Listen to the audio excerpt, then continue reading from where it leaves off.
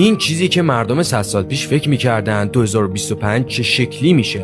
100 سال پیش بینی کردن که ما آدما راهی پیدا می‌کنیم که ماشینا خودشون رانندگی کنن که خب برای یه بار پیش بینیشون درست در اومد. بعدش فکر کردن آدما راهی پیدا می‌کنن یا قدرتی به دست میارن که کل سیاره رو نابود کنن، مثل یه انیمه یا همچین چیزی، مثل یه فیلم.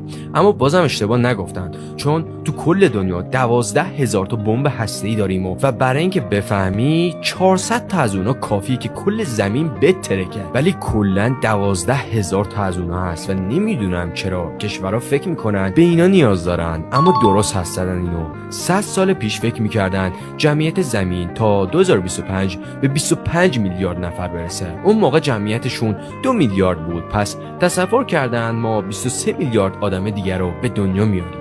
جالب به نظر میرسه. تو برای سال 2125 چی پیش بینی میکنی؟ حتما توی کامنت برام بگو.